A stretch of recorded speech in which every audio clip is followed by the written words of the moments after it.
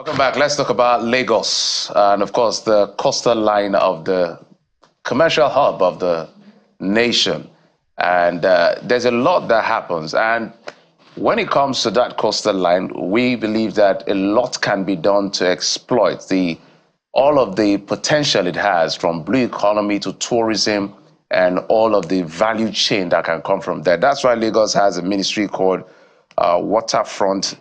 Waterfront Infrastructure Development, and the commissioner for that ministry is here with us, Mr. Okun Ajah, who joins us in our Lagos studio. Thank you, sir, for coming on the program. Thank you for having me. Good morning. Good morning. So let's begin with some of the elephants in the room. So I was looking up a few things as far as your ministry is concerned. So let's speak to some of them before we look at the basics, which has to do with the Okun Ajah Waterfront scheme in Etiosa. Okay. And we understand that about no fewer than 200 property risks being demolished and all of that. You know, when stories like this come, there are so many angles to it, and everybody maybe cherry picks what is the real information. So this is an opportunity for us to hear from you as to what this is, because at the end of the day, people will say, I bought this property, I got approval, and nobody spoke to me. Lagos is notorious for this and all of that. So maybe just give us an explainer. Good morning. Good morning once again. Basically, speaking to Okun Ajah, we have certain waterfront schemes, and they're usually allocated to either individuals or companies, all in a want to create facilities for people, shelter for people. And as regards Okun Ajah, there was it's divided into three portions. There, you have the village accession there, of which the state held on to some of it and allocated directly. However, when the Omoniles in court were done selling their portions, they ended up moving on to the portion that had already been allocated to individuals by the state. Now, you have people who have paid, you have people with allocation letters waiting to develop or trying to get access to sites to develop. And on getting there, they find out that the land's being sold or is under development. In some cases, you have structures already existing, you have structures being erected, and in certain cases, it's just bare land. And what we try to do, we've had to serve everybody. Prior to when I became commissioner, they had served, I think, either 2 or 3 times. And on assuming office, I went out there with the ministry, we engaged them, we let them know the implications. Some were being clever by half, and quickly, under 4 months, put up 3-story buildings without building plan approvals, even after they had been served.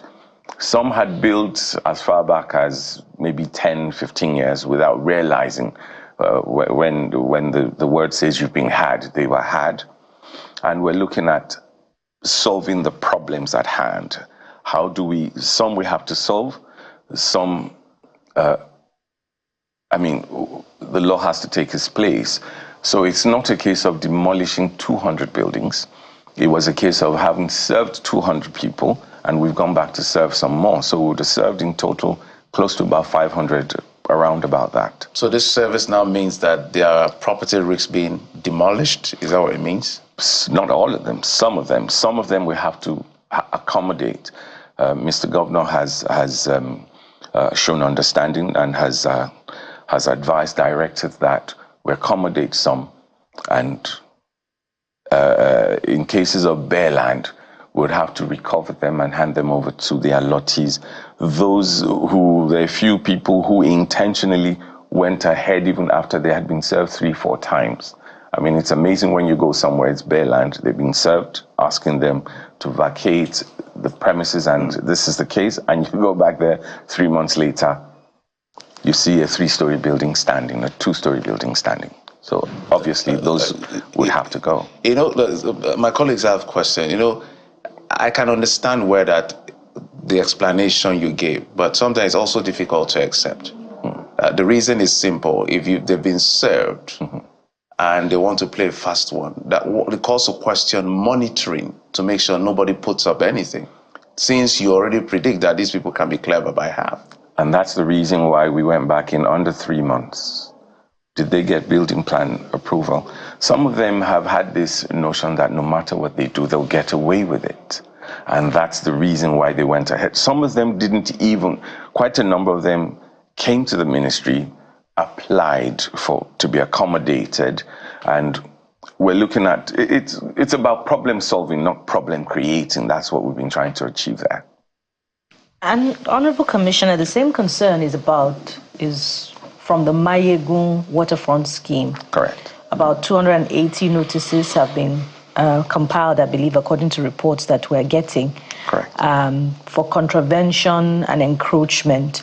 Correct. Is there any coordination between your ministry and perhaps the lands ministry or the building control agency? I believe that's under the town planning ministry, to determine that indeed they do not have CFOs or they did not meet survey building guidelines, building regulations, or that their papers are not even there at all in the first place before these notices are compiled? Oh, absolutely. Bob Marley said, those who are after you are not resting. How dare you go on holidays? This is exactly what's been going on. We handshake a lot of ministries, environment, physical planning. We're always back and forth. We work together. We go to sites together, LabCA, some of the agencies under them, the different agencies. And in the case of Mayegun, we have in Parcel C a total of about 280 plots, of which 208 had been encroached upon. We have, I think, about 72 bare plots at the moment, of which we continue to serve them. We keep going back. You know, you can't be on site permanently. You continue to go maybe once every couple of months to see what the development is, any other contravention. We've been there together. We continue to go there. They're actually even going back again on Saturday to some of these sites. And when you have numerous sites with limited members of staff, it means you have to take turns to cover the expanse that we have. You know, the reason the handshake that you talk about is important is because if buildings are allowed to go to foundation, first story level, second story level, two-story level, it means that some officials in certain ministries have dropped the ball, either compromised in, being induced, or they did not go to do the required monitoring before those buildings get to that level, and then you leave, occupants or owners of building with a situation when they're served notices. I wouldn't say they've dropped the ball, because there are certain places we go to while we go to serve, and you will see removal signs by physical planning. We also need to understand that there are processes that we have to cover. You can't go somewhere and see that some would tell you they must be served 2 or 3 times. And in the process of that, you're dealing with law-abiding people, you're dealing with clever people, you're dealing with people who are extremely adamant and have made up their minds of what they're going to do, who also assume that when they sold these parcels of land, those who sell it to them continue to, some don't even bother to go verify if the land being sold is actually theirs, is actually legitimate land to be sold to them. And they don't bother to go, they don't even bother to proceed with planning approvals. And by the time you go and follow, like I gave you an instance, we serve the first service. By the time we go for the second service, you see that they've disregarded, and then they would have moved to the next level, but you have to still toe the line of the law. And eventually, when there is no other choice but to remove the property, then all sorts will be thrown at you, blackmail and all sorts. And that's why I'm glad there are programs like this where you're able to tell your side of the story and let people know that you've actually told the side of the law. Well, let's push this further, and it's good to hear your side of the story. Your ministry, I know there's a lot of talk about development, real estate, and all of that. Understandably, it's very viable and it's good. But your ministry is also in charge of ensuring the environment is well protected, basically to mitigate ocean surges, flooding. We've just seen, we're seeing what is playing out in Borno State, and I just want us to flow into the Lagos situation. Correct. Because you're seeing what is playing out in Borno, and you're thinking, Borno was not on the radar for a lot of people when it comes to flooding, and now it is big.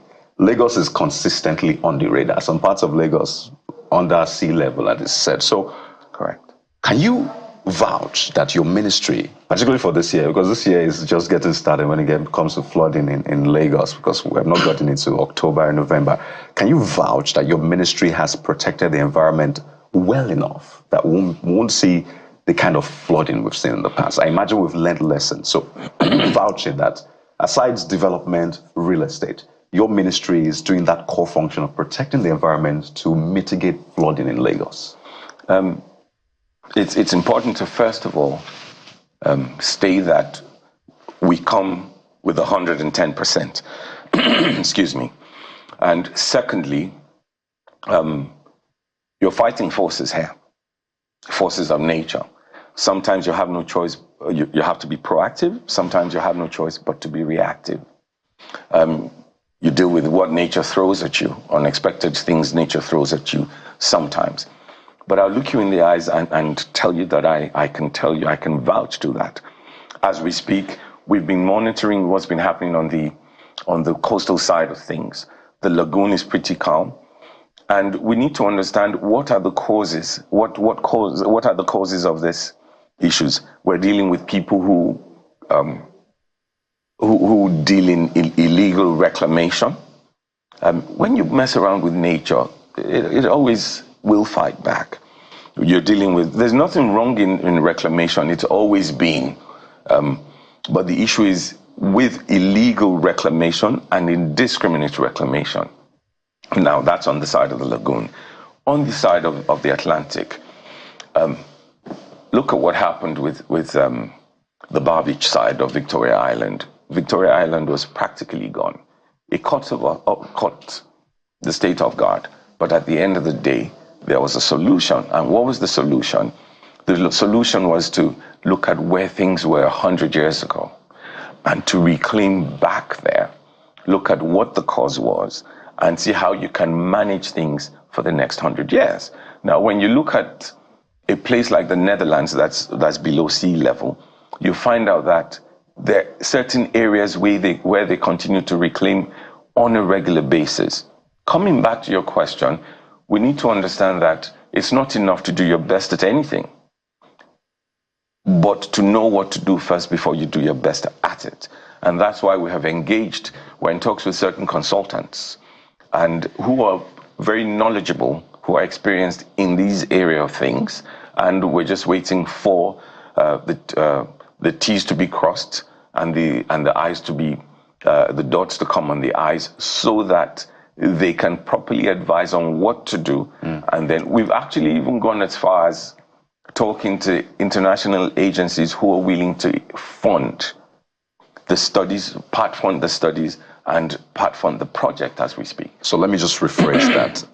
All of this work that is being done clearly cannot meet up with this year's flooding.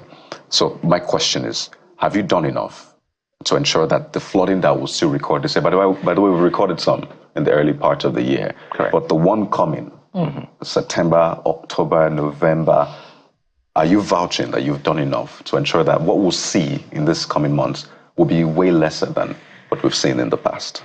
We've done a lot. We've done enough. And like I said, sometimes you can be proactive, and sometimes you have no choice but to be reactive. We're talking forces of nature here. Nature will not always tell you what it's going to do. And in that case, you can only react. But in the case where we're able to predict what is to come, then we prepare for that. And that's what has happened. We've seen certain things happen unexpectedly, and we've had no choice but to react to those. And there's certain things that we have also We've engaged like the Netherlands, the embassy of the Netherlands. We've engaged consultants like CDR. They are the ones we've engaged them in talks. We just need to proceed and then have things put in place. Like I said, we've gone ahead to even source for funding. It's not what any government, I mean, we're talking the Atlantic. It's not what any single government can handle. You have to put it out there for help. And that's where we are. So I can vouch, look you in the eyes and vouch that, yes, we have done enough. We have done a lot. Sometimes enough is not even enough. You have to continue to push. You can't give up. And that's where the saying comes from. Sometimes you never know how brave you are until you have no choice but to be brave. The reason we're pushing on that particular question, because things like flooding, correct, in terms of occurrences, not in terms of measure, is like pregnancy.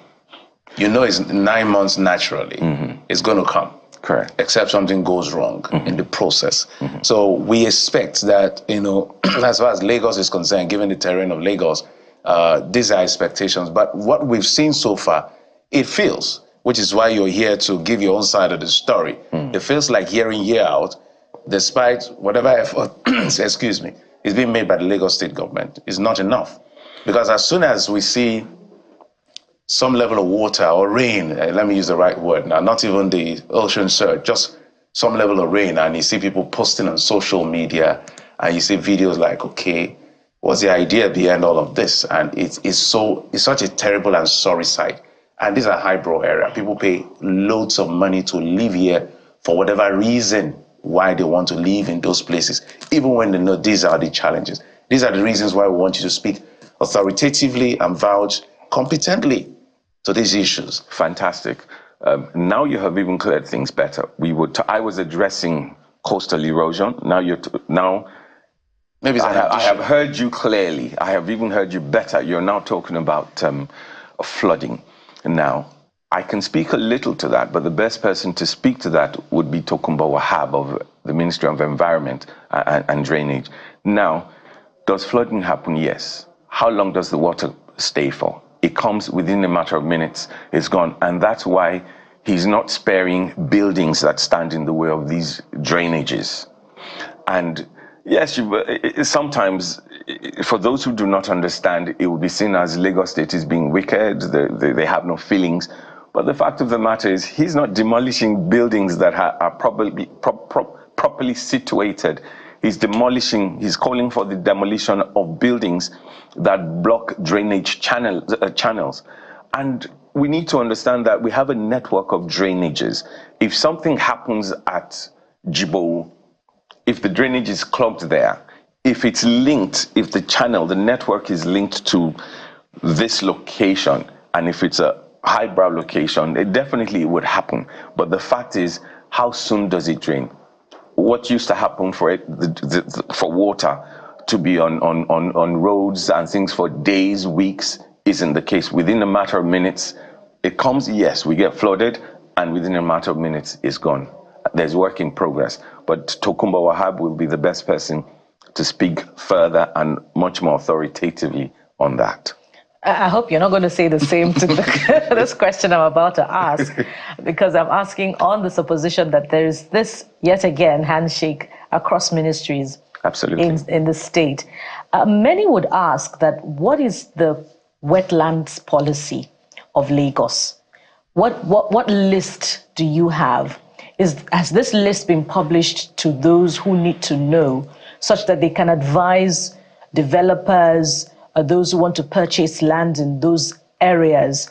And how are these wetlands being protected? Because according to them, it's not enough to publish don't build order, because, some say that it's convenient for the state government to say, to those interested in land purchase, don't build here, don't buy here. But when government wants to use that land for themselves, then, that doesn't suffice. And as a result, it's just, an abuse of power by government, which is customary.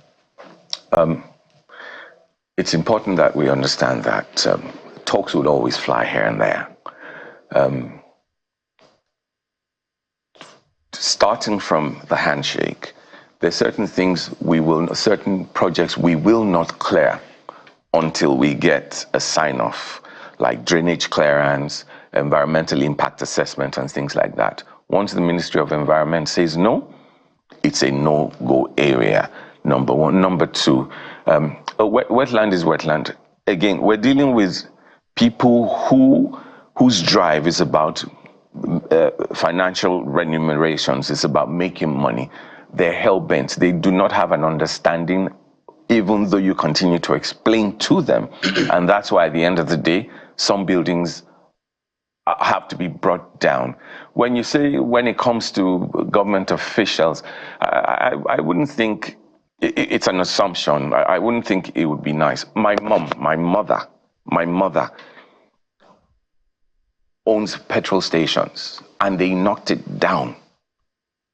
She's still waiting for compensation. They didn't spare it because she's the mother of a commissioner for waterfront infrastructure development. But a lot of people don't know these things, but assume and put those words out there. That really isn't the case. Wetland is wetland. We actually discussed these at the ESCO, I think it was 2 ESCOs ago, where the wetland is wetland, no change in its use. Wetland must be kept and retained as wetland. There's a reason why God created it like that. So we shouldn't change it, we should let things be. So do we have a list? Perhaps you can educate our viewers. Oh yes, there's a list. If you go and you chat, if you go to the office of the Surveyor General, it'll let you know this is wetland. You can't mess with it. You can't do anything here. Can you identify them? That isn't my forte. Tokumba Wahab would be, because that's environment. It's like asking me to come and speak on issues of Ministry of Health. You know.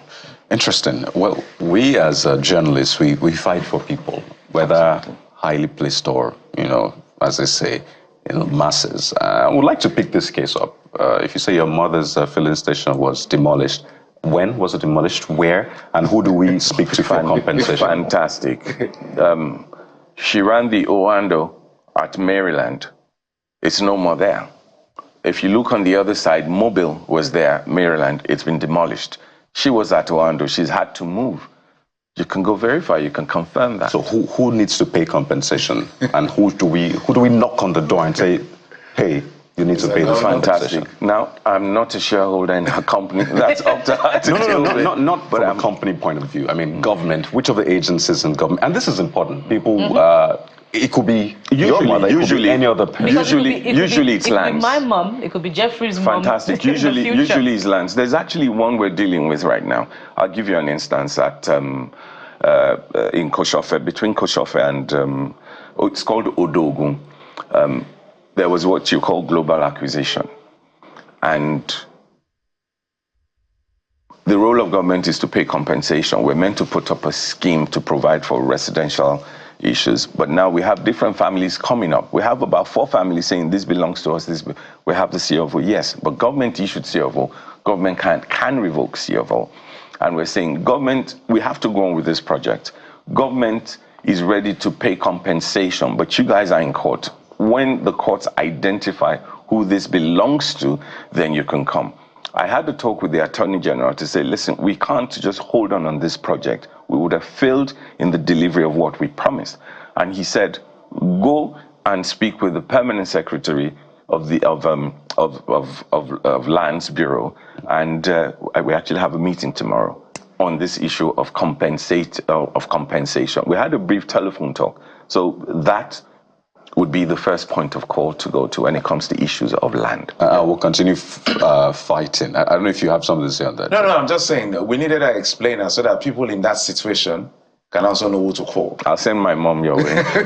We're here for anybody. But, that was just by the way, but it's important to pick all of these issues and deal with them because they're all connected. But, Amnesty International, who I'm very sure you've had interface with them, or at least you've read a letter or two or, publication from them, they put out a statement quite strong, saying the Lagos State government forcibly evicted thousands of residents from their homes between July the 24th and August the 1st, 2023, with over 7,000 buildings burned or demolished, while 30,000 residents had also been evicted from their homes in the Otodogbame community between November 2016 and April 2017. We're just talking about Borno and what displacement does to people and how they're finding it tough. Are you aware of these numbers? Is it something that the government, because it's not enough to give eviction notices, particularly to communities that have been there for years, for different reasons, either for development or for environmental reasons, but also you look at you have the human face and say, you may need to move from here if there's good enough reason, but what happens next? So in terms of these people that Amnesty International has put out there, what is your ministry doing? Usually when these reports come out, you'll discover that a side of the story the report was based on one side of the story. I've had about 2 or 3 cases where certain things were put out there, only for me to get a phone call saying, well, this report came out on so would you have something to say? And my response to that was, I would have expected a balance before you even put it out there. But now you want me to react to what's already out there, to play catch up. Like I said, we've had to. I still have the legislature on me. We've had to serve the first service, the second. I do not act without my head of legal advising me on what to do. And by the time, in some cases, they say, why have you stayed this long? It's because we had to go through those processes. And 9 out of 10 times, those affected do not own up to having been served, to having gone through those processes. They say, oh, they just came in the middle of the night and they demolished. However, there's a governor in America who overnight just decided that he didn't want certain people in his state, put them on the bus and he sent them back to another state. What happened is he would know better if he went through those processes. We don't know. But we continue to read about things like this. However, I can assure you, I can guarantee you that even Mr. Governor will not. Which governor of the state will? Is it the current president when he was governor? Is it a Fashola who's a lawyer? Is it who? Even the current one continues to. He's very particular about strict adherence to the rule of law. And so you're saying this report by Amnesty International is not true? I disagree. They were properly served. They went through all the stages before they were evicted. I mean, I'll give you an instance. When you drive on the third mainland, it's looking amazing, it's looking beautiful. I've received so many phone calls saying that there are encroachers on water. We need to also understand that defecation goes in the water. The lagoon is what feeds us. The lagoon is where we fish from. The lagoon is where there's a lot of pressure on the lagoon.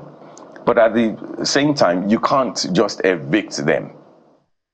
And that's why they have had to explain using that as an example. And I'm also using that as an example in this case. Well, we're going to go to the Makoko part of the conversation, but I know you laugh. Okay. But looking at what your ministry does, it feels like, correct me if I'm wrong. Yes, sir. It feels like you are like the fan of the aviation sector.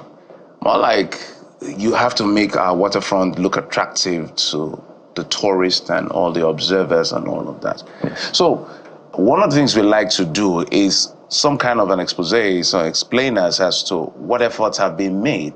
Because sometimes if you don't talk, people don't know what you're doing.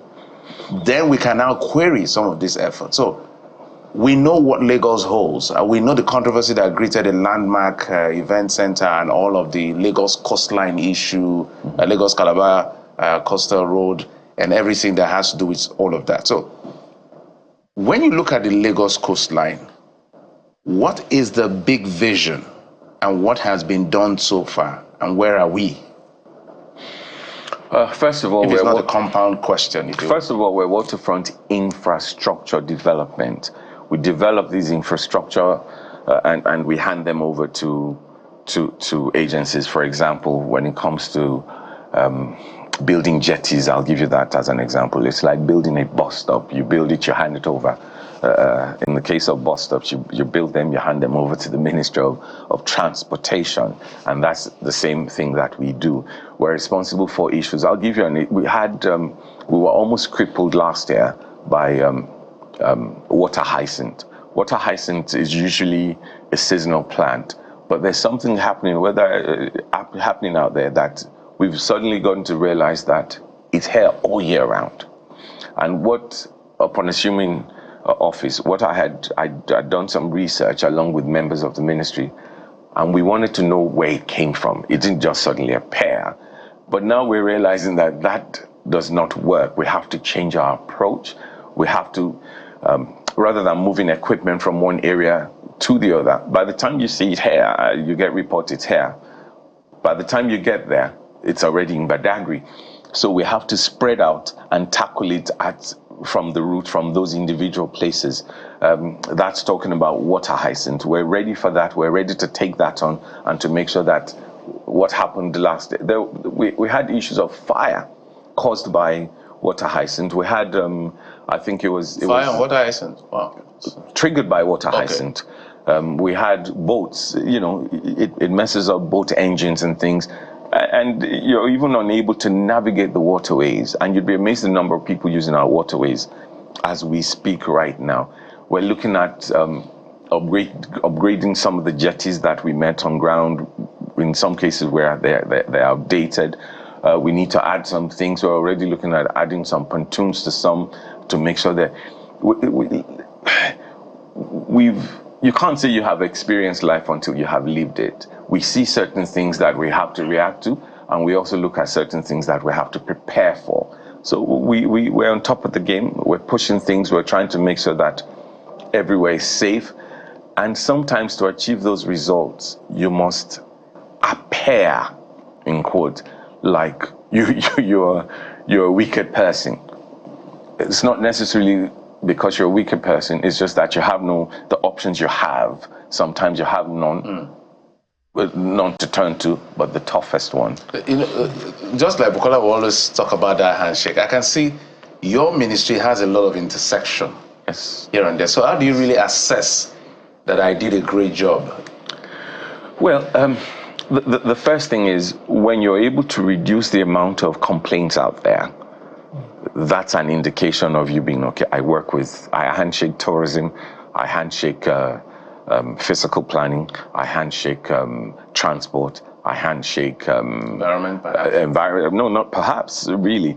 There's certain things we didn't have in place that it's now caused approvals to be a bit longer, because I want to make sure that it's like going to a hospital. The doctor doesn't have to administer the injection. You do what you need to do, let the nurse do what the nurse needs to do. And it just makes life much easier. And I'd like you to speak to... Because just a moment. A moment. We'll take a break. Yeah, we'll just take a quick break. You hold your thoughts, because we have a lot of questions to ask you. We're happy you're here.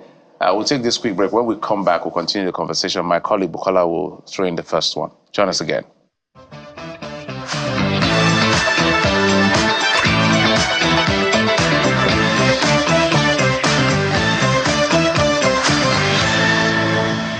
Welcome back. So it appears a watery Tuesday, from the floods in Borno to the development of waterfront infrastructure in Lagos. And we've been having a very constructive conversation with the Honorable Commissioner for Waterfront Infrastructure Development in Lagos, Honorable Yakub Alebioshu. Am I correct, sir? Absolutely. Yeah. Thank you so much for your time so far. Thank you. So I was going to ask you to expatiate on the delivery of waterfront infrastructure in Lagos, but the jetties to be specific. I recall that the governor had said that they were going to upgrade from 13 to 20. And while you're doing that, sir, there are some also that may not be particularly happy with you at this time. In May of this year, the Center for Human and Socioeconomic Rights, CHSR, was asking the governor to probe your ministry for cases of arbitrary award of dredging contracts. How do you respond to that? It's amazing. I I'm glad you brought this up again. When you take decisions, you would always offend some people in some cases. It was barely 3 months after I resumed and that we had to take a decision on which of the projects, based on the limited amount of funds that we had to use. And then we had to, in some cases, break it down into which project is important, which project is urgent, and we had to take a decision based on that. But what's urgent to you might be important to somebody else. And of course, some were offended by it. I'm not a member of the contracts awarding committee, the board. I'm not a member of that. The only thing the only responsibility I'm saddled with is to get approval of the governor and to present it, and they take it from there. They introduced the contractors later. I got to know who the contractors were when I insisted on, I'm an architect, and I'm a bit of a meticulous person. I insisted on the quality of work. And I think another thing that happened then was that the project, when you look at the bridge, the extension from Okpebi to Ojota, so for intermodal transportation purposes, they decided to also dredge that axis from Maryland through to Oworonshoki. And perchance, I happen to live in Maryland. And they felt, it was because it was my ward. And the question I asked is, why would I live in Maryland and want them to do a shoddy job in Maryland? It just didn't make sense at all.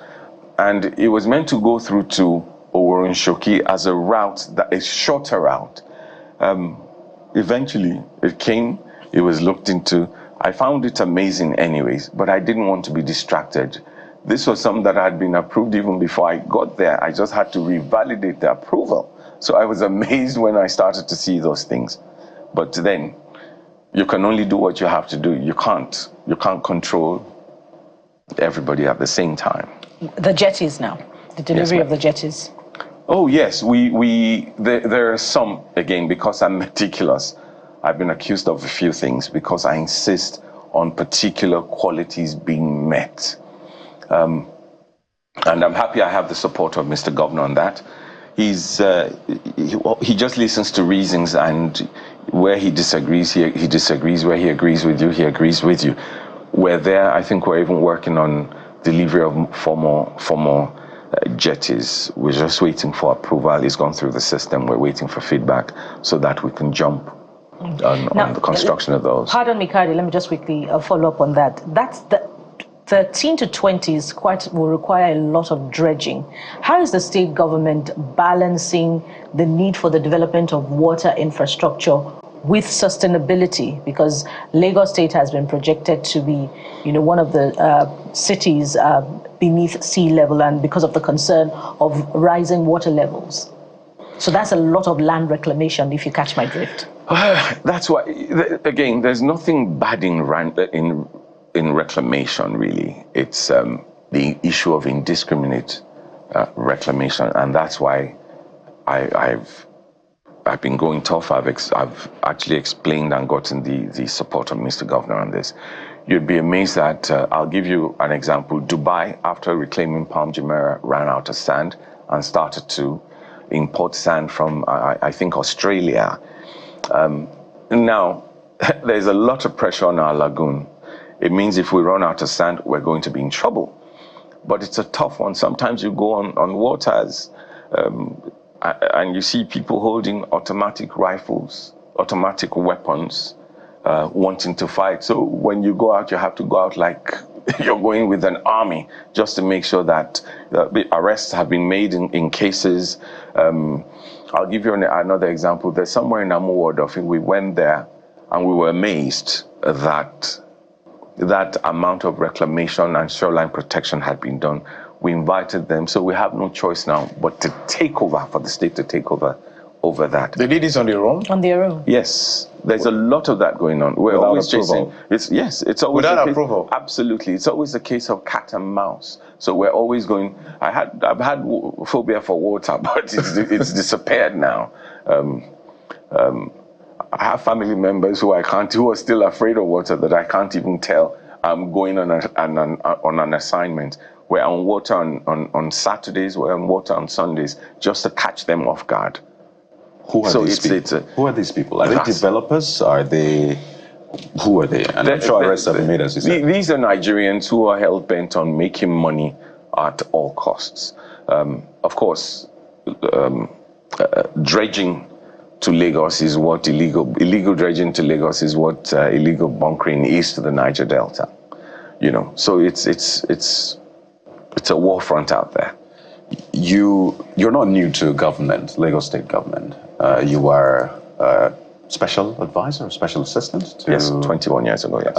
To now President Bola Tinubu, who has said that he tamed the Atlantic. And that was one of the campaign promises. I remember speaking to the people of Anambra, saying, I tamed the Atlantic. And don't worry, the erosion here in Anambra is a small thing. I'm also going to tame it. Well, we'll see how that plays out. But in terms of how that taming of the Atlantic is going, and you said that one government cannot do it, right? Are we still in a good position? Because Lagos is now said to be a sinking city. You might want to speak to that, but that is the projection, and that is the term that has been given. So how are we doing in that light? Taming the Atlantic, you said nature will always fight back, and most times you're not prepared for it. So are we still in good stead? I didn't say that. I didn't say we're not always prepared for it. I said there are times you don't have a choice but to be reactive, and there are times all across the world. I mean, there are places that are prone to earthquake. Regardless of what they put in place, it still happens sometimes. So we're not always way developed. You can't always be perfect. It means you have to be perfect. And there's no perfect person. If you do not have perfect people, you can't have a perfect government. With a typical example is what happened with Eco Atlantic. Victoria Island was practically gone. They tried all different types of things before they found a lasting solution, and that's why that level of reclamation went ahead. The only one company so far has been. Every other person has reclaimed from the lagoon because the lagoon is calm. There's only one company that's reclaimed from the Atlantic, and that was taking back what the Atlantic took from land, and hence the strapline taming the Atlantic. Now, it's not a one thing off. We've seen it happen. We know what the solution is. We just continue. We need to, of course, it involved some of the consultants that came up with that solution are the people we're talking to right now. Part of preparing for it is by sourcing for funding. Even when you know the solution, how do you fund it? And that's why I said no single government can fund that by itself. And that's why we've gone ahead. We have an idea of what we're going to do. We just need to dot the T's, cross the I's. It may happen this week. It may happen by next week. And then we're able to... So there's still more taming to happen. It's a continuous process. Don't forget there's global warming. There's the other line, global warming and climate change. There's climate change.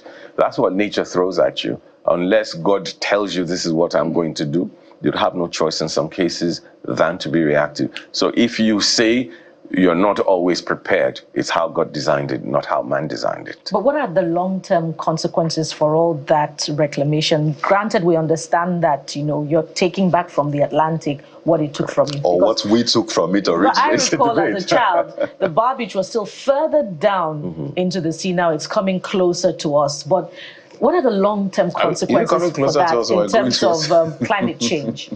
Well, I'll start with what you said. Muhammad Ali said for the longest time he thought, he kept on wondering why the deer keeps crossing the road. But he didn't realize that it was the road that cut through the forest. We didn't take, on the side of the Atlantic, it was the Atlantic that took as a response to different things. it took forever for us all. Even as we speak, some still do not believe there is anything called climate change as we speak. And for those who have realized, we now realize that we have to take this seriously. An example is what happened. And when they did that, what they did was to look at where the bar beach was, where the land was 100 years ago, and where it got to. So they had to reclaim back, like I mentioned, to that spot where it was, and see if it'll take another 100 years for it to come back. Like I'd mentioned, in the Netherlands, they spend millions and millions and millions of euros on an annual basis to replenish sand that's been dragged away. So if you see this as a political question, it's fine. Yes, Just as a politician. I'm a professional in politics. Oh, wow. But there's politics inside. Sure. The reason is that at the end of the day, I always look at what the end user perceives. Whether it's reality or not reality, it's a different kettle of fish. The issue of demolition, whether it's your ministry or environment or whatever ministry demolishing anything, this issue that you've raised about people being clever by a half, trying to be ahead of the government, I think this is one of the first times some of us are hearing that people even reclaim the much they reclaim, and government has to say, okay, this reclamation, there's nothing we can do. Let's just get it back and do what we can do to settle. So what level of technology is deployed to ensure that Lagos is ahead of these people that are bent on distorting Lagos? Because the narrative out there is that government is distorting the people's interests. Not at all. I mean, no, that is fact. That is perception. That people are even afraid sometimes to build in Lagos because they are saying, if I build now, maybe they'll come and demolish tomorrow. Government has to know that this is a perception, which is why you're here to relay that for us. So technology, how does it help? EGIS. That's why a lot of money has been spent on EGIS. Now, real life at EGIS, you can see what's going on in different parts of Lagos, and we've been getting tip-offs. We also have to rely on both technology and manual reports. My meeting was interrupted on Tuesday by the Commissioner for Physical Planning, who had called to say, so what's going on? And immediately we sent people out to go take. Would really appreciate it. We have quite a number of letters reaching to us. Some people calling to say, so is going on, so, and we act on it. That's why we have a monitoring and enforcement unit in the ministry. So if you see something, say something. Say it. There was a video that was put online. They showed a beach in a part of Africa. I wouldn't mention names. And said this could be Lagos, but this is not Lagos. I mean, you're driving on the road and you can see the beach. But saying Lagos, what you see is fence.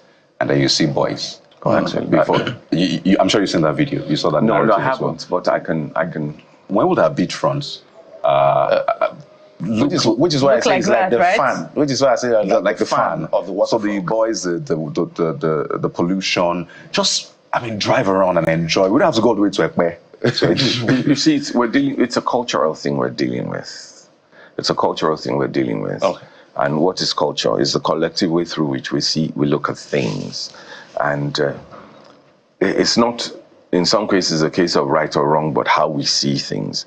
Now, I'll give you an instance. You're dealing with cases of erosion. People apply and say, okay, we want to, let's look after this area. They spend their resources, they spend a lot of money on the Atlantic side, and they replenish.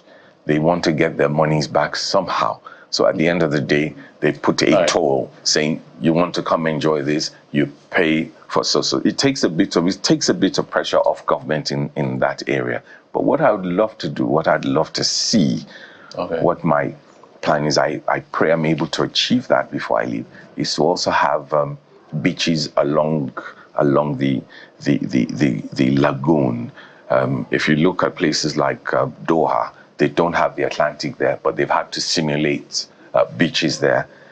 It's where you can relax and things like that. Although maybe managed by the government, by the local government, or by the private sector. Not necessarily. When we get to that bridge, we'll cross it. We're just really out of time. That river, we'll swim through it. No, we like the idea. It just would have asked you how much it would cost you to do that, so that. But we're here to support as much as possible. We'll plan it. If it's working, it's for all of us. If it's failing, it's all of us as well. So those of you who are responsible always hold you accountable. Must thank you, Kundayo Alebiosu, Commissioner for Waterfront Infrastructure Development, Lagos State. Thank you, sir, for coming on the program. We appreciate it. Thank you for having me.